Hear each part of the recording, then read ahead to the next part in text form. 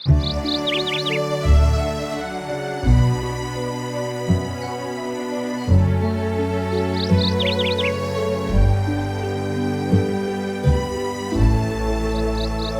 கொண்டு வருவது எதற்காக?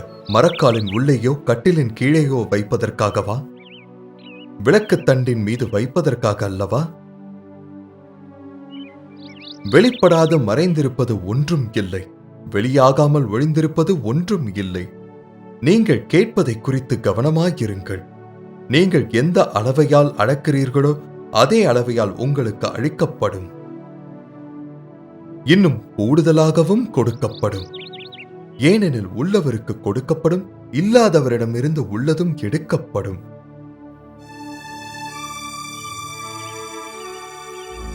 கேட்பதற்கு செவியுள்ளோர் இதை கேட்கட்டும்.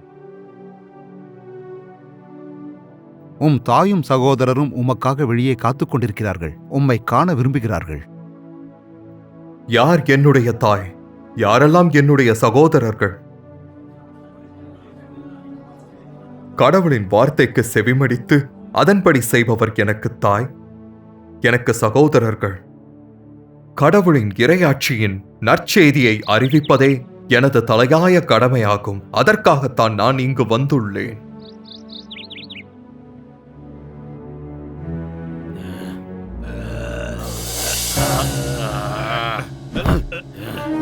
என்னை விடுங்கள், என்னை விடுங்கள், என்னை விட்டு விடுங்கள்.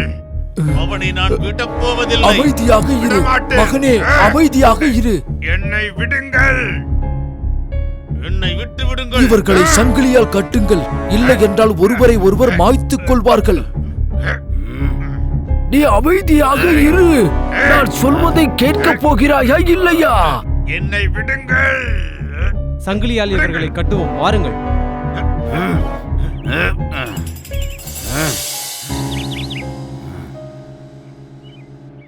நாம் அக்கறைக்கு செல்வோம், வாருங்கள். போதகரே, நீர் எங்கு சென்றாலும் நானும் அங்கு வருவேன். நரிகளுக்கு குழிகள் உண்டு, பறவைகளுக்கு கூடுகள் உண்டு, மனுமகனுக்கோ தலை சாய்க்க இடம் இல்லை.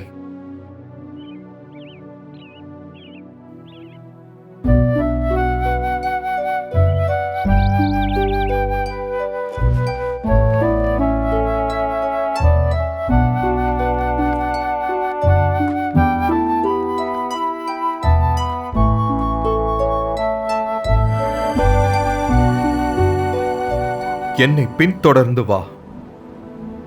கடவுளே, நான் சென்று என் தந்தையை அடக்கம் செய்துவிட்டு வருகிறேன். மரித்தோரே மரித்தவரை அடக்கம் செய்து கொள்வர்.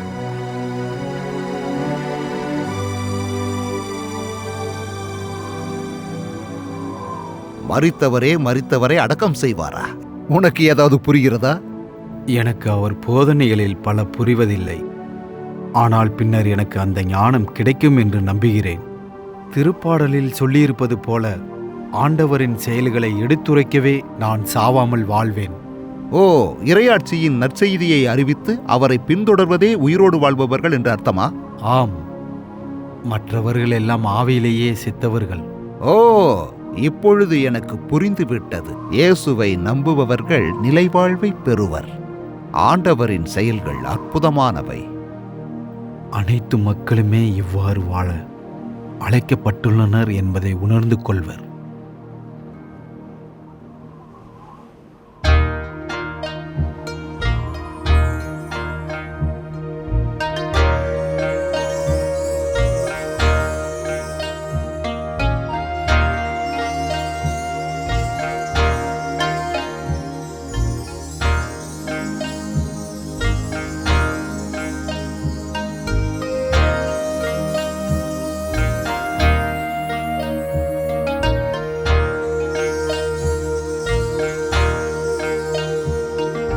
போதகரே, நீங்கள் களைப்பாக உள்ளீர், தயவு செய்து ஓய்வெடுத்துக் கொள்ளுங்கள்.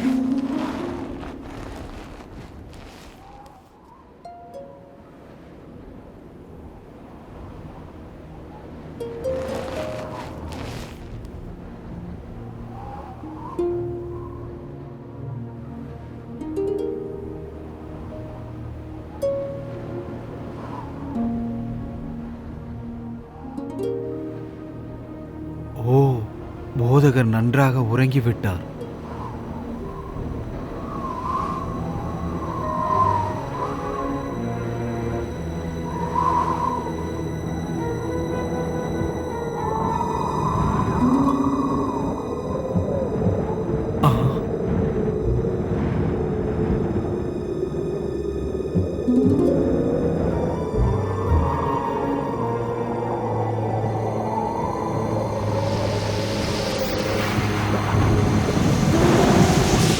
திடீரென்று இப்படி புயல் வீசுகிறது.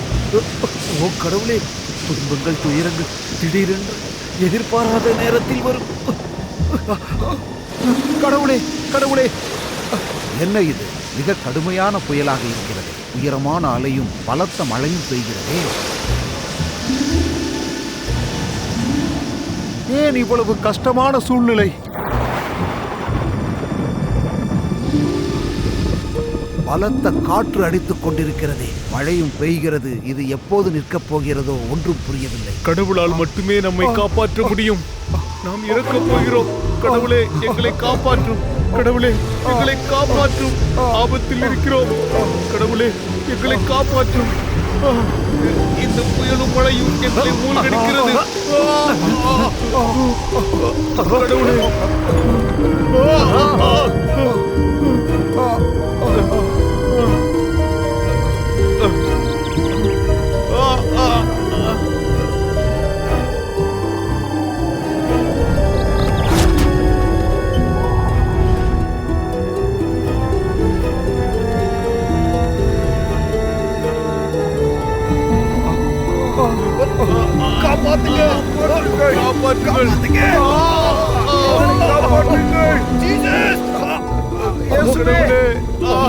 கடவுளே, நாங்கள் கொஞ்சம் கொஞ்சமாக மூழ்கிக் கொண்டிருக்கின்றோம். நாங்களே எங்களை காப்பாற்ற முடியும். இயேசுவே, காப்பாற்றுங்கள். கடவுளே, காப்பாற்றும். இங்கு நடப்பது எதுவும் அவருக்கு தெரியவில்லையா? நாம் அவரை எழுப்பலாமா? எங்களை யார் காப்பாற்றப் போகிறார்கள்? போதகரே, தாங்கள் தான் காப்பாற்ற வேண்டும். போதகரே போதகரே, நாம் போதகரே, ஆண்டவரே, எங்களை காப்பாற்றும். போதகரே போதகரே, நாங்கள் மடிந்து கொண்டிருக்கிறோம். உங்கள் விசுவாசம் என்னாயிற்று? குறைந்த விசுவாசம் உள்ளவர்களே, எதற்காக பயந்து கொண்டிருக்கிறீர்கள்?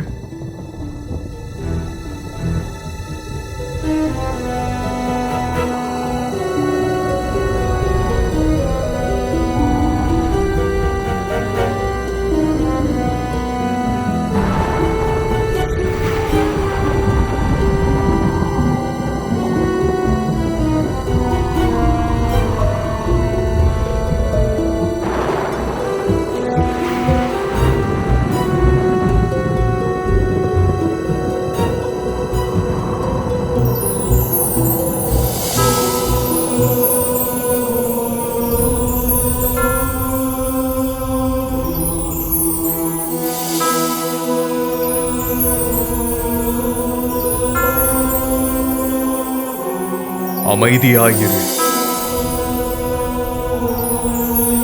அமைதியாக இரு.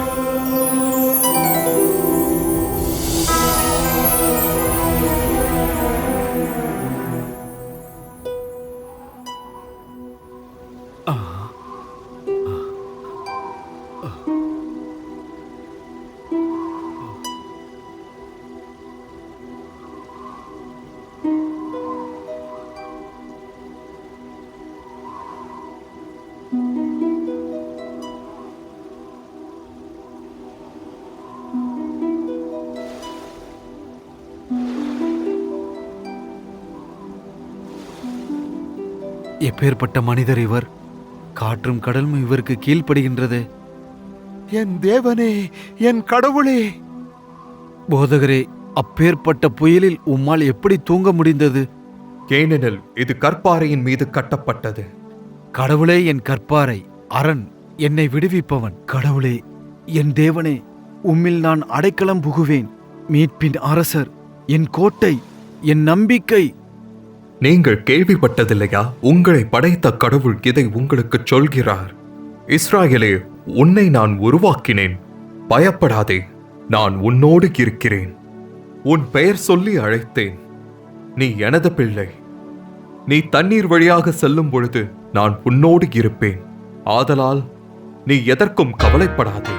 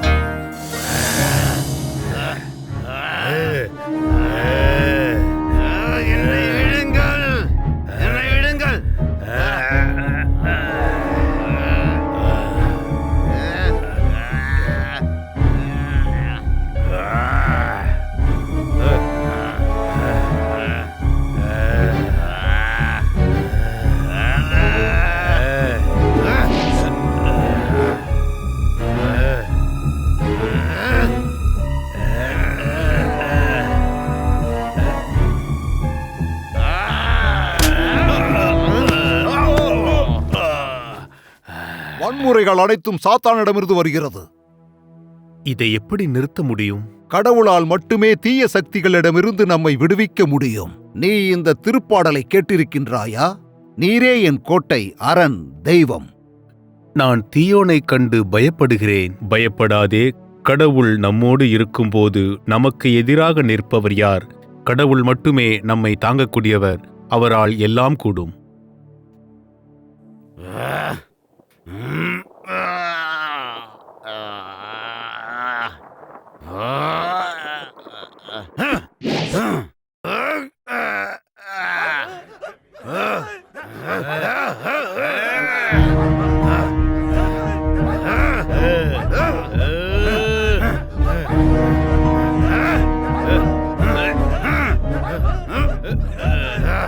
நான் தீயோனை கண்டு பயப்படுகின்றேன்.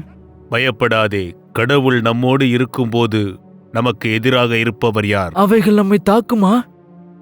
இல்லை, கடவுள் மேல் விசுவாசம் வை. நீங்கள் கடவுளின் பிள்ளைகள். உலகத்தில் இருப்பவர்களை விட அவர் மிகவும் பெரியவர். ஒருபோதும் அவர் கைவிட மாட்டார். போதகரே, சொல்லும். தீய ஆவிக்கும் பரிசுத்த ஆவிக்கும் வேறுபாடு என்ன இருக்கின்றது? தீய ஆவிகள் மிகவும் வல்லமையுடையது. தீய ஆவிகளும் கூட கடவுளின் படைப்புதான். ஆனால் கடவுள்தான் படைப்புகளின் தலைவன். அவரது வல்லமைக்கு முடிவே இராது. தீய ஆவிகளுக்கு முடிவு உண்டு. ஓ, தீய ஆவிகள் கடவுளின் அதிகாரத்திற்கு கட்டுப்பட்டுதான் இருக்குமா? தீய ஆவிகள் அப்படித்தான். அவைகள் முதலில் தூதர்களாக இருந்தனர். கீழ்ப்படியாமையால் விழுந்து போன தூதர்களாகி தீய ஆவிகளாக மாறிவிட்டனர்.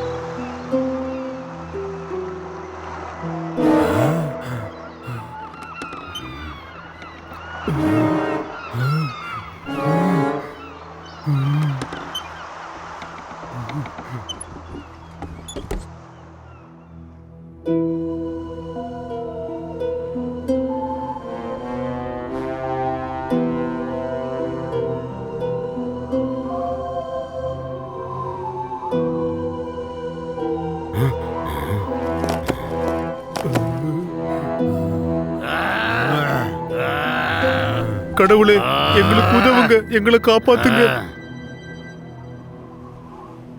கடவுளே, அந்த பாதையின் வழியாக யாராலும் பயணிக்க முடியவில்லை. இவைகளை சங்கிலியால் கட்டினாலும் அவைகள் அறுத்தெறிந்து விடுகின்றன. இந்த வழியில் போபவர்கள் எல்லோரையும் மிகவும் தொந்தரவு செய்கின்றன. இவைகளிடமிருந்து எங்கள் அனைவரையும் நீங்கள்தான் காப்பாற்ற வேண்டும். இரவும் பகலும் மலையோரம் உள்ள கல்லறையில் அழுது கொண்டும் கற்களால் அவர்கள் கீறிக்கொண்டும் இருக்கின்றார்கள்.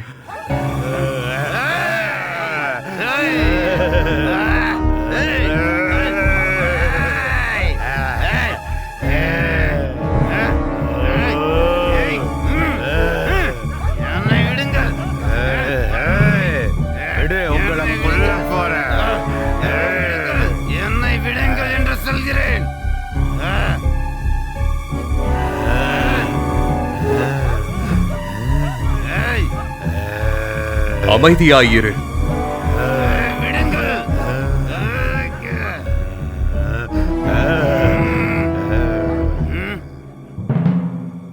பயப்படாதே, நானே வாசல். என் வழியாய் நுழைபவன் மீட்பு பெறுவான், பசுமையான புல்வெளியை கண்டடைவான். திருடன் என்பவன் யார்? கொல்லவும் அழிக்கவும் வருகிறவன். நானோ இவர்கள் மீட்பு பெறவே இங்கு வந்துள்ளேன். அதுதான் கடவுளின் சித்தம். நானே நல்ல மேய்ப்பன். நல்ல மேய்ப்பன் தன் ஆடுகளுக்காக தன் உயிரையே கொடுக்கிறான். இயேசுவே, உன்னத கடவுளின் மகனே, உமக்கு இங்கு என்ன வேலை? என்னை வதைக்க வேண்டாம் என்று உம்மிடம் நான் மன்றாடுகிறேன்.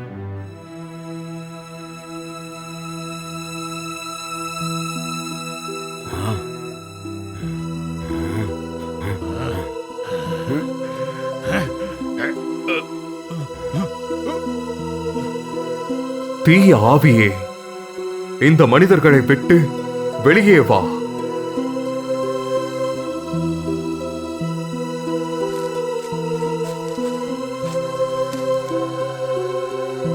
இயேசுவே, உன்னத கடவுளின் மகனே, உமக்கு இங்கு என்ன வேலை?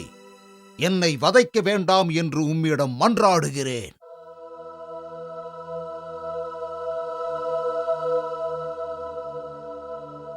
உனது பெயர் என்ன? லேகியோன். லேகியோன். நாங்கள் பல பேர் இருக்கின்றோம். தயவு செய்து எங்களை பாதாளத்திற்கு அனுப்ப வேண்டாம். தயவு செய்து எங்களை பாதாளத்திற்குள் அனுப்ப வேண்டாம். அப்படியே ஆகட்டும், வெளியே போ.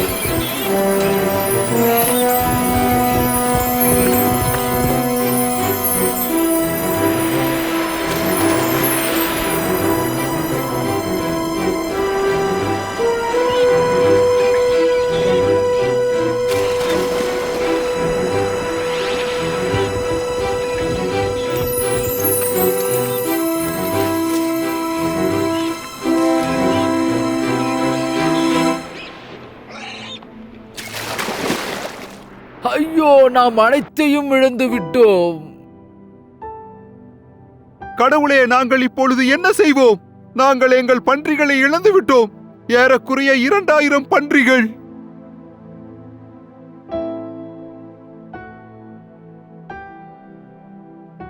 ஏது முக்கியம், 2000 பன்றிகளா இல்லை இந்த 2 ஆத்துமாக்களா?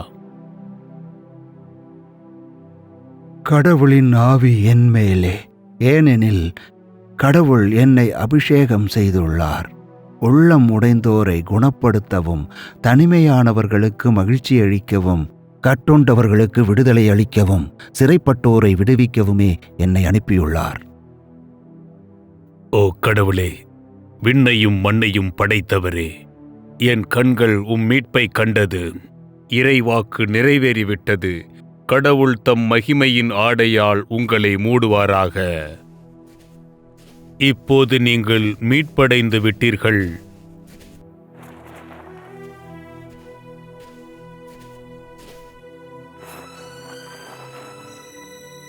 எனது ஆடுகள் அனைத்தும் என் சத்தத்தை கேட்டு என் பின் தொடரும். அவைகள் நிலையான வாழ்வினை பெற்றிடும், ஆனால் அழிந்து போவதில்லை. என்னிடம் இருந்து அவைகளை யாராலும் பிரிக்க முடியாது. என் தந்தை அவைகளை எனக்கு கொடுத்துள்ளார். எனது தந்தையின் கரத்தில் இருந்தும் அவைகளை எடுக்க முடியாது. ஏனெனில் நானும் தந்தையும் ஒருவரே.